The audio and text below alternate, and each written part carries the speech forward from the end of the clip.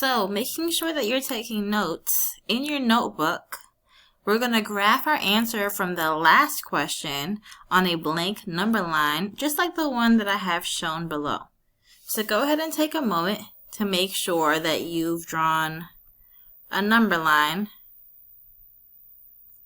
with at least 11 tick marks. So there's 1 in the middle, and then 5 to the right, and then 5 to the left. Go ahead and take a moment to make sure you have that number line written down.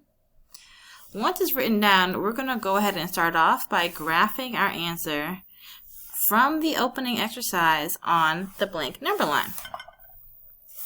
So on my number line, I know that my numbers were between 4 and 5. So all the way to the left, I'm actually going to write 4. All the way to the right, I'm going to write 5. I know that all the way to the left, 4 will come first because 4 is less than 5, right? So in the middle, that's going to show 4.5 or $4.50. And then each tick mark between 4 and 4.50 would count in tenths. So $4.10, $4.20, $4.30, $4.40, and then between $4.50 and $5, I'm still going to continue counting by tenths. I'm making sure that my number line, each unit in my number line is evenly spaced out. $4.90 and then $5 even. Okay. So I'm going to graph my answer from the opening exercise on the blank number line. My number was $4.27, so my dot would go right here between 420 and 430, but closer to 430. Where does your number go? Where would your number go on that number line? Alright, so number 2 says, also graph the points associated with 4 and 5 on the number line. So I'm going to keep the same green color for my next dot. 4 is going to go, that's going to go right on the 4. And 5 is going to go right, all the way to the right on the 5. Make sure that you have the same numbers graphed on your number line, okay? Number 3 says, explain in words how the location of the 3 numbers on the number line supports the inequality statement you wrote for parts B and C. So I can go ahead and write one sentence saying that $4.27 is less than $5 because it is to the right of 5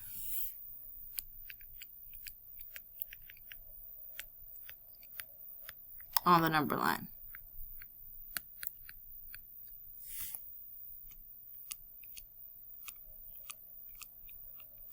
I can go ahead and write another statement saying that $4.27 is greater than $4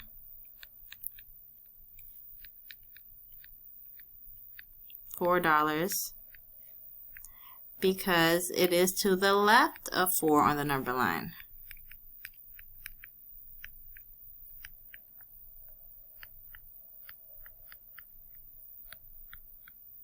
So make sure that you're writing in your notebook 2 statements similar to mine, but using your numbers, okay?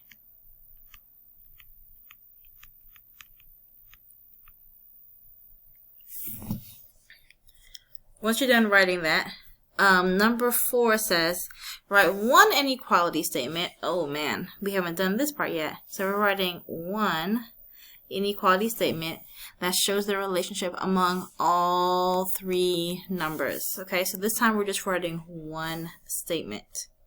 I'm going to go ahead and write my statement in red. I say all the way to the left is 4, so I'm going to write 4 is less than the next number to the right, which is 4.27, which is less than the number all the way to the right, 5. So I wrote one inequality statement showing that 4 is less than 427, which is less than 5. I just have one statement showing the relationship among all three numbers. What if I didn't want to go least to greatest though, and I wanted to go greatest to least? Then I can show that 5 all the way to the right, so I'm going to say 5 is greater than the next number to the right, which is $4.27 or $4.27, which is greater than 4, which is all the way to the left. Both statements would actually be correct. If you notice, these numbers are going from 4 to 5, and the symbol is showing less than. All the symbols are less than, but the new inequality statement, starting with 5, going from 5 to 4, the symbol is greater than for that whole statement. So both inequality statements are correct. The instructions said to write one of them.